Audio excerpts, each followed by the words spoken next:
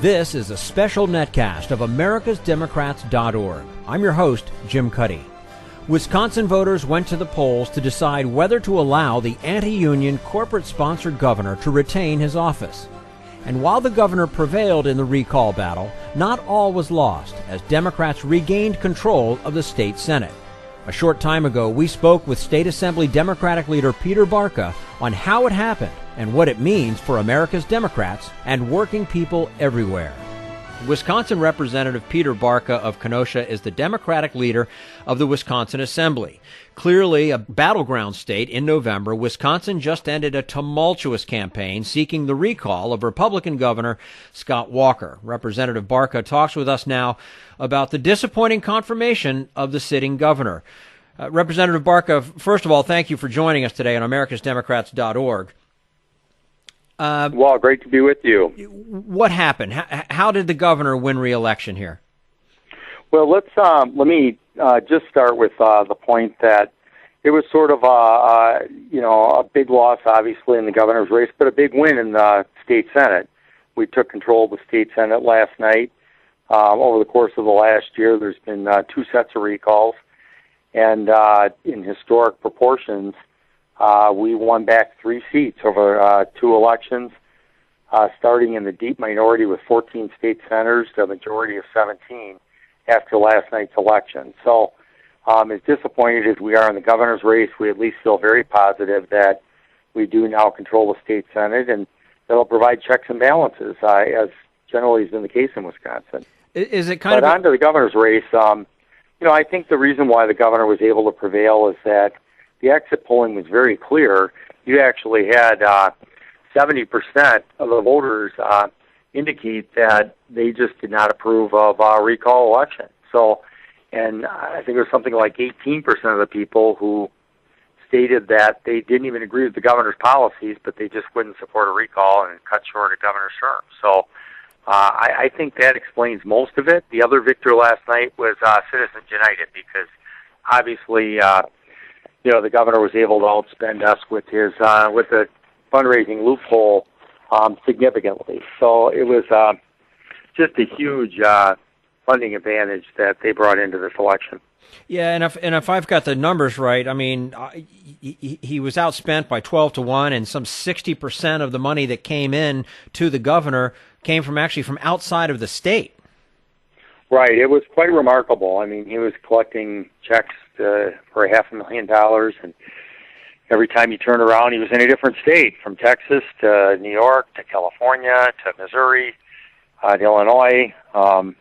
Seemed like he was campaigning out of state even more than he was campaigning in state. Yeah. Now, does it signal that Governor Walker is more popular among regular voters than perhaps Democrats thought?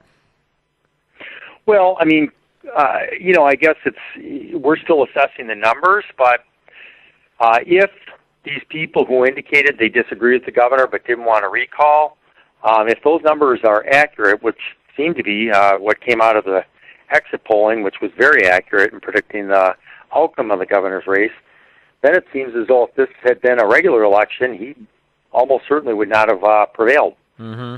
But in a recall, with cutting short a governor's term, people in Wisconsin just were not ready for that. Now, a lot has been said, or was said before the election, about the National Democratic Party not doing enough on behalf of Mayor Barrett, the opponent here. Do you believe that to be true? No, I think even Mayor Barrett was very pleased that the National Party worked hard to have President Clinton come into the state. We know President Clinton has a commanding presence, and there's nobody better at framing an issue than former President Clinton. And so we didn't feel let down at all. We understand the President of the United States has to worry about the entire nation and all the international issues as well. And we felt that, we had the support that we needed. And I think the Republicans are making a big issue out of this only because of the fact that they are so disappointed to see the president's numbers are still so strong in Wisconsin. And I just didn't, I also would end with noting that Governor Romney was not here for Governor Walker either. Yeah. Now, Wisconsin's long had this reputation as that kind of a clean government, progressive state. Is that gone? Is it is it still there? Is this any indication of that having changed now? Well, of course, it's painful for me to even hear you say that because I grew up in Wisconsin. I've lived here all my life, and that's one of the things that I've always revered about our state has been the values of the Badger State of quality education, a pristine environment, fairness for all people, but most of all, having clean, open, and transparent government. And that is at risk right now, make no mistake about it. Do citizens care less about that now? I would hope not. I would like to think that it just was the fact that they didn't want to engage in a recall of a governor in the middle of his term. More the recall than anything else then. Yeah. I'd like to believe that's the case. Mm-hmm. Do you think this result indicates that Wisconsin may abandon President Obama come November? Well, I mean, if the polls are any indication, quite to the contrary. President Obama has a commanding lead right now. That was found out to be the case in all the polling leading up to the election as well as in the exit polling. So actually, I think it's more the case that Governor Romney has a lot of ground to make up, and it probably is going to be unlikely he'll be able to do it before November. We're speaking with Wisconsin Representative Peter Barca. He's the Democratic leader of the Wisconsin Assembly, talking, of course, about the recall or the recall campaign of Governor Walker, which obviously went the other way, if you will. What's the next step for Democrats, Representative Barca, and others opposed to Walker's union busting and political extremism? Well, our focus obviously will be on trying to move forward a Democratic agenda now that we have a Democratic Senate, for starters. And then secondly, our focus is on November. We want to win back the Assembly so that we have a majority in both houses in the legislature. Now, as Democratic leader of the Wisconsin Assembly, will Walker's victory kind of change how you'll work with your Republican colleagues? Well, it's hard to tell, only because of the fact that the governor had committed publicly that he, if he were in fact retained in office, that he would operate more on a consensus basis. Now, that's been our tradition in Wisconsin. We normally roll up our sleeves in Wisconsin and, do the people's business and set aside ideology in order to get things done. That's what Democrats have been trying to do in this state for the last year and a half without much success. So, to some degree, the governor is, regardless of party, regardless of the time period, always sets the agenda and has most of the cards in terms of whether or not you're going to work together. So, we hope that that's the case. Obviously, we're a little skeptical because he said that before and never done it. But time will tell.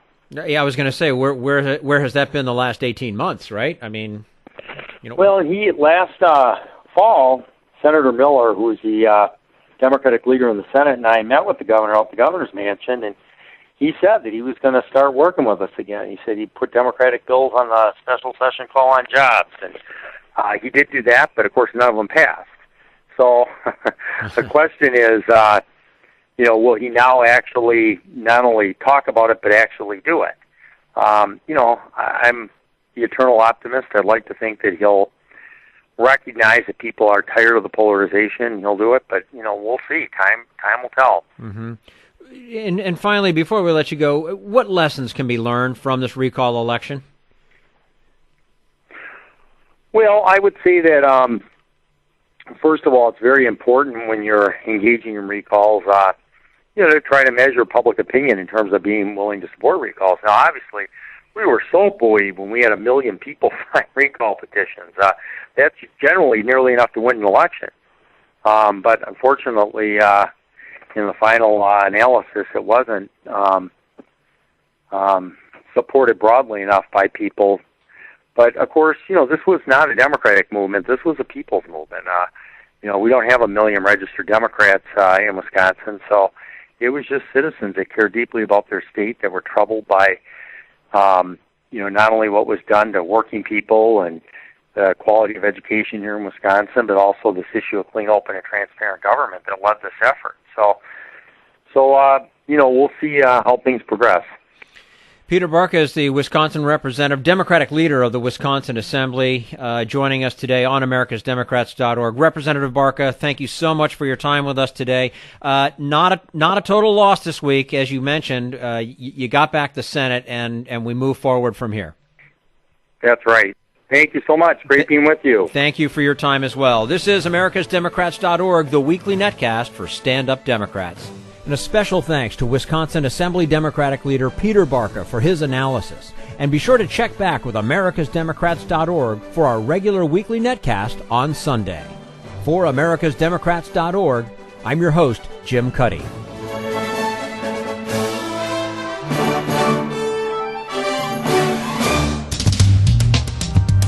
We want you to sit back and listen, but we need you to stand up and fight. Do you want to get involved and help get our party back to its roots and to success at the ballot box? You can make your contribution to Democrats for America's Future and help us keep this show going and to elect Democrats who will stand up for democratic principles. Go to americasdemocrats.org and click on Donate at the top of the page.